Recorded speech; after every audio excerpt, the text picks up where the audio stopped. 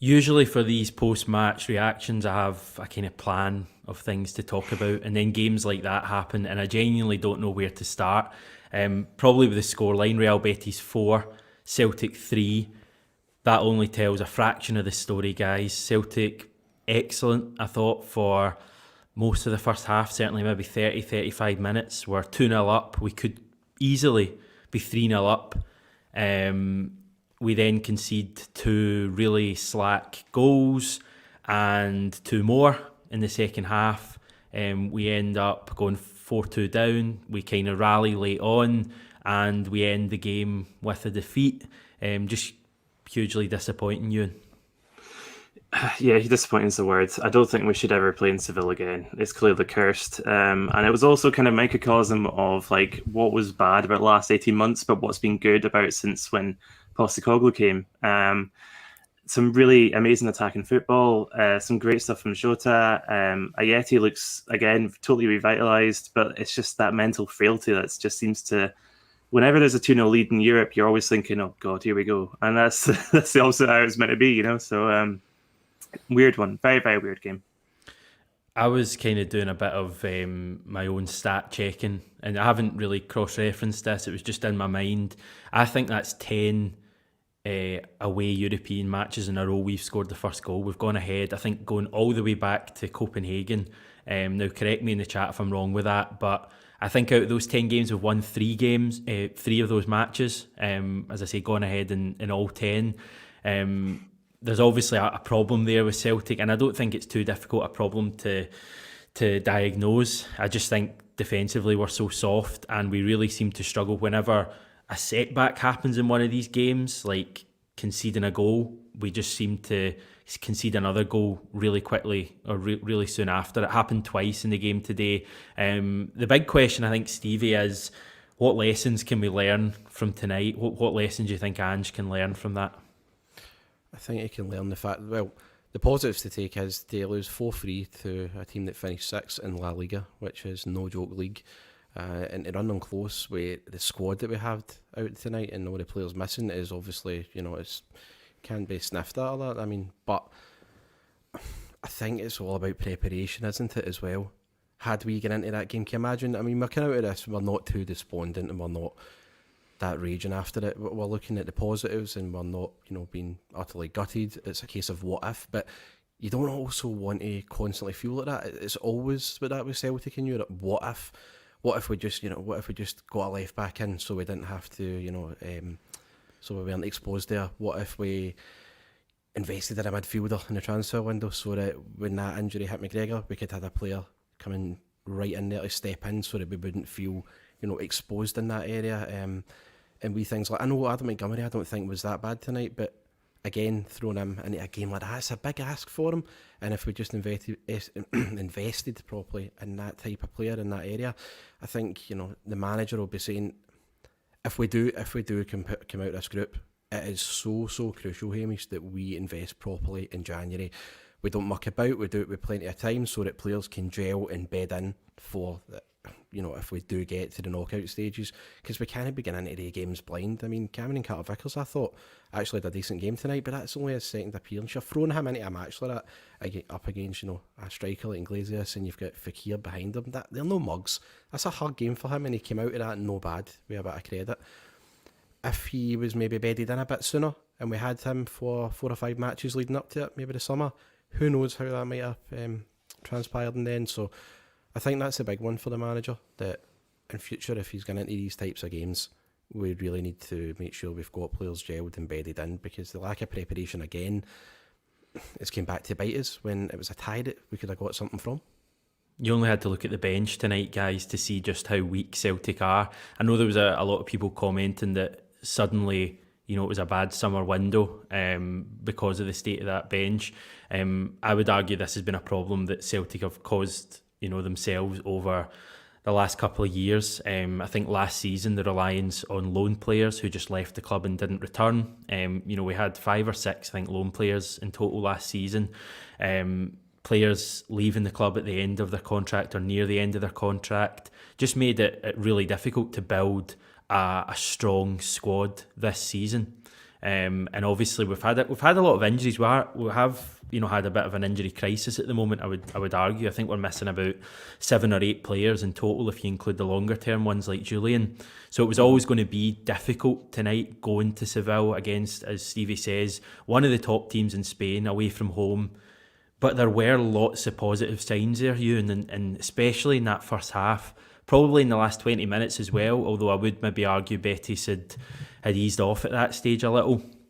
But some of the football we played tonight at times, Jota was on the ball. He looked like a superstar for me at times until he got tired near the end of the game. Tom Rogic was really good in general. I still think his final pass could have been better and he could have done things a little bit quicker, but he was great tonight. Ajeti, got his goal, and in general, I thought had a decent enough game. There were real positive signs that this team playing at maybe not the elite level of European football, but one little tier down, and we were able to at times pass Betis off the park at times. Yeah, absolutely. And as you say, there are so many positives kind of pick apart from that. But obviously, you come away disappointed, and it's like Stevie said, it's the what if thing. I think in football we see more examples of bad planning affecting clubs years afterwards, and it's like you say, kind of. I mean, when we were chasing the 10 and the complacency from the board and all these lone players coming in and no kind of permanence to the squad apart from like a few key players, lots of moving parts, players we knew were going to leave. So. Yeah, I mean, of course, there are all factors, but at least with this, it's like you say, there are positives. In watching Celtic, we were excellent in phases tonight. We held our own against a team with a lot of international experience and European experience. And at least with this defeat, that there's something building. There's something that Ange Postecoglou is building towards. There's a vision for football there. And so maybe that's why this is a little bit easier to take. Obviously, factoring in injuries as well, but it's like you say, in January, investment is really needed, and that doesn't mean that this summer transfer window is bad. It's just that the scale of the job is maybe even bigger than we thought. Some of the patterns of play we make, Stevie, are brilliant. Like some of those wee passing plays. I mean, you consider we had Abada missing tonight, Kyogo, McGregor, probably our 3 most influential outfield players so far this season. Does it give you hope looking at the rest of the group stage? That we can still come through this group when we get those players back? Yeah, it does. Or is the defence still too much of a worry? No, I don't think so. I mean, it is a worry, yeah. But when you look at our attack, it kind of cancels that out a wee bit as well. I think our attack, when we do have the players back, they'll be capable of being a match for anyone. You factor in the fact that, we've got the crowd back at Celtic Park, it'll be buzzing again for that as well. But I wouldn't say I'm massively worried about the defence because I do think Cameron Carter-Vickers is going to be a really good addition for us. And Starfelt, my thoughts on him and all that. And again, tonight, I don't think he was exceptional. I would actually like to see Stephen Welsh maybe giving a wee bit of a run in that defence as well next to CCV. But as Euan says, overall, I'm not sitting here actually picking holes and all that and looking for negatives everywhere. And I know that I come in for pelters on that in this channel, but genuinely I'm not. I mean, I was more optimistic tonight with what I saw. As you say, that some of the patterns of play, I was quite scathing of Jota on Saturday, as you remember, Hamish against Ross County, but I thought tonight it was great and he really did shut me up. And if he's only going to hopefully get better and better from that. He looks like more of a big stage player for us. Yeah, he really excelled tonight. I mean, that's what I said on Saturday. Remember against Ross County, it was a wee bit of a flat, subdued atmosphere. That was a right big occasion tonight, and he rose to it, and that can only be a good thing. And he still get Forrest to come back as well, but there's no guarantees that if Jota keeps playing like that, he's not going to just waltz back into the side of that. It's like his position to lose, you'd think. Yeah, running into space, I think, was a big difference tonight on Saturday against County. It was always going short to get the ball. A lot of times tonight he actually got the fullback sized up, and 8 or 9 times out of 10 he would actually get something from it. I mean, the ball for the Ajeti goal was brilliant. Apparently this guy didn't have an end product, and that ball was brilliant. He had a couple of other ones where you're just wanting maybe someone to be in the end of it. One's coming to the back post, and I think Rogic had one off the post, didn't he?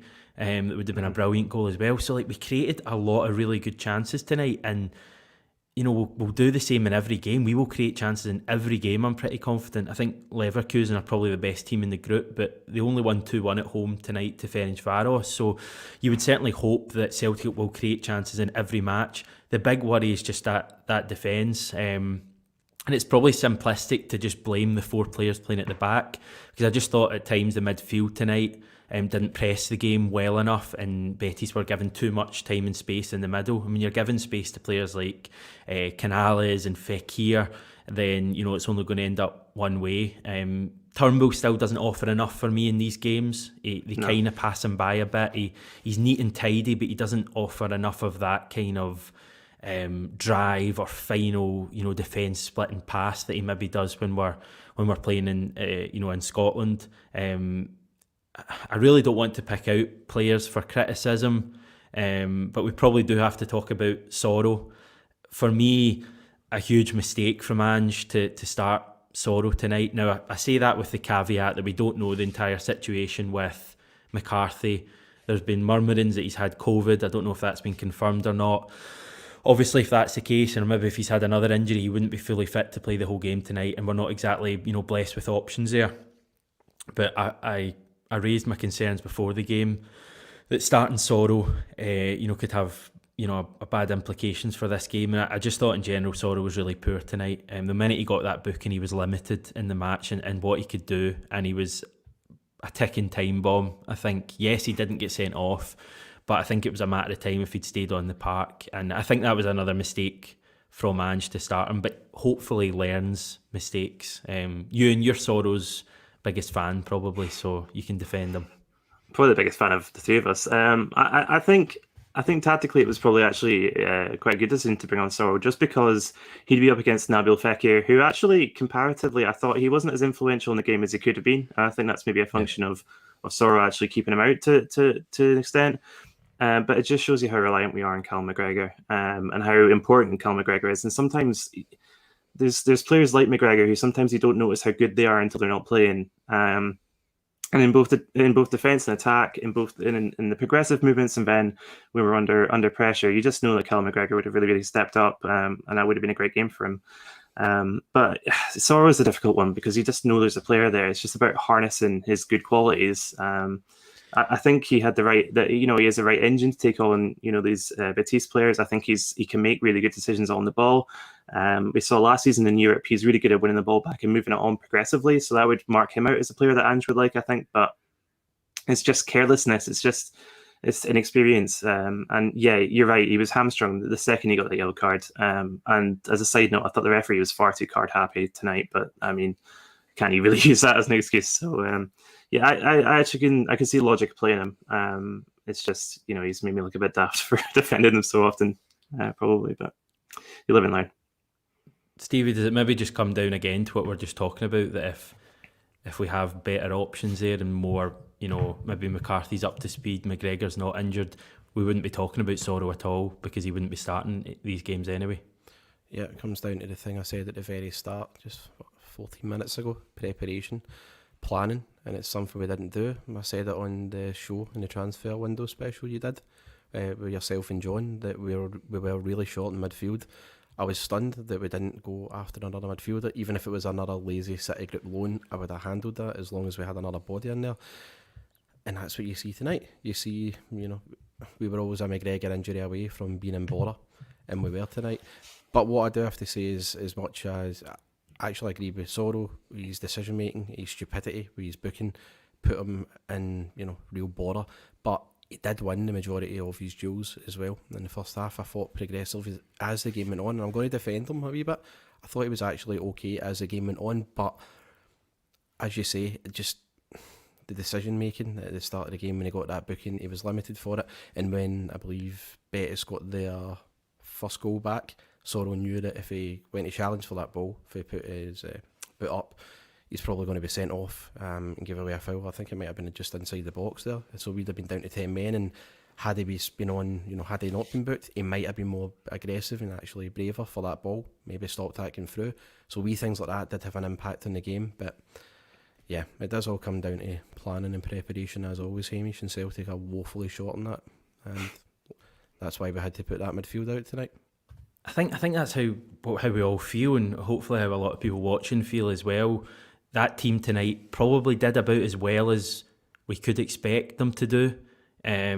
Yes, the defending at times think the goals were all quite slack, weren't they? They were all pretty easy to score against us, but some of the football we played tonight was really impressive. And I'm not, I wouldn't say I'm sure, and I'm not massively confident we'll qualify. I'm quietly confident that we'll have enough, I think, to get out of this group, because at Celtic Park, I think the matches are totally different. And I think you've got to remember we're missing, as I say, Abada, Kyogo, McGregor, Forrest, Greg Taylor. And I'm not Greg Taylor's biggest fan, but it means that you can play Juranovic in his proper position, which I think is quite a big thing as well. And Christopher Julian as well, arguably, one of the best centre-backs at the club. So if all these players are going to come back at some stage, maybe for the final 3 or 4 games of this group stage, I'm still relatively confident with 3 of the last 5 games at home that we will do enough to come out of this group. I thought there was real positive signs today, but it's just, again, the frustration that you go 2-0 up, and I don't know how you guys felt, but at 2-0 up, I kind of knew deep down that we were going to concede at least 1, probably 2, maybe not 4. But you never really feel at 2-0 that this Celtic team are going to see the game out like a proper European side would. No, I got a message straight away after we conceded from a pal of mine, just saying AC Milan, and I was like, yeah, right, okay, thanks. Well, I was thinking Leo, but you could have AC Milan, you could have Leo, you could have Midtjylland, you could have Sparta Prague, you could have Copenhagen. 2014 as well, big vibes like that too. Yeah, it was. Yeah, there's a mental fragility about the Celtic team that Ange Postecoglou still needs to really work on. And it's not, I mean, there's only so much he could have done so far. And I think the belief that he's instilled in certain players in the Celtic team has been outstanding. I mean, Ralston was nowhere near it. Like 3 months ago, Ralston was nowhere near the first team. There's other players who have come in who have had maybe had a difficult time last season too. They've come in and been different players. I believe that Postecoglou will eventually, mentally have this team ready, but there's still such a hangover from like those games, particularly last season, where it's just, again, like you say, you go 2-0 up and you get that fear because it radiates from the players. And you watch them and the heads go down and you think, oh, okay, well, we could be struggling again here. And but I do think Postecoglou is the man to turn that around and instill even greater belief in these Celtic players, because they're good players and they know they're good players. And when we get to a stage where we can see these games out, I think we've got a real team in our hands here. But it's just getting to that point, and the only answer to that really is winning games. So I don't know how else you do it really. And there's a huge one on Sunday now, away from home at a ground that we've not won in ages. Guys, I think we should finish this video by being quite positive, because in general, we lost a game and it always hurts to lose a game. But in general tonight, I think that's about as much as we could probably expect from that fairly limited matchday squad we had today, Stevie. Yeah, I think you're right.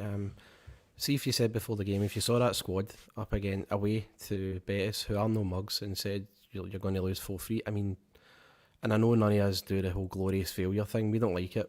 We've always talked about self-improvement as Celtic fans. We always want to see the squad win and win well, so we don't accept it. But I don't know what else the manager really could have done with that squad for what was presented in front of him. And you know what, as long as we learn from it in terms of the goals we gave away were so cheap and ridiculous, but as Euan was saying, if there's going to be somebody that hopefully can learn from it and actually take us forward so that we're put in that position again and we're a bit more mentally stronger, it would be Ange, I think. And for the next match, I think there's plenty of signs to be optimistic for, not just on the Livingston game on Sunday, which is huge. I'm talking about the next European game as well. Yeah, I don't think we'll be getting into it too despondent. We saw enough there to see that there is a team there. They're still in the middle, they're still going through the start really of the rebuild, and that team will take a lot of positives out of that rather than being too despondent about it, just like us three here. And there's a long way to go in the group stage. We've got 3 games at home and they're all winnable games, and if Celtic play like that going forward, we will score 2-3 goals in every game if we play that well going forward. The big thing is going to be defending and keeping the goals out. But we move on, Euan. We hope the team have grown as a result of that. Give me some crappy quote about failings make you stronger or something like that to finish. That crappy quote is a Nietzsche quote, actually. No, it's I don't know. I just want to shout out Adam Montgomery. I thought he, for his age, I think Right, he I need really to stop stepped you up. there. You're not just shouting him out. You've seen the comment come in. Don't try and act it, man. I saw the comment flying in. Damn. You can't kid a Damn. kidder. Okay. It was worth a go. No, but there are positives to take from that, and we probably didn't expect to win this game, so to have given it that good a go, obviously there are complaints, but there's nothing, there's nothing that can't probably be fixed over time. So No cracked crests on the. I guess it's daily funny though, record. isn't it? Because us three took some pelters for digging the team after a 3-0 win over Ross County, and now tonight we've lost 4-3. We don't like losing, but we're like more positive and optimistic about it. What a game. Fit boy, what a game. That'll do us, lads. Thanks very much. Thanks everyone for tuning in. Listen, it's a losing start. There's no way to really sugarcoat that, although we've tried a little. Long way to go in this Europa League group stage, and yeah, I'm still quietly confident this Celtic team will do enough to, at the very least, secure Conference League football after Christmas. I agree Back with tomorrow. Was that? I agree with you. I think we will Good. too. I appreciate. I needed a bit of agreement coming for you guys, so thanks for that. We'll leave that there for now. I'm back tomorrow. Match reaction to Sunday. I'll be getting a wee break. I think it's going to be Ryan and John for that one. But I'll speak to you tomorrow, everyone. Thanks for watching. Remember to subscribe to the channel if you've not done it yet, and we'll speak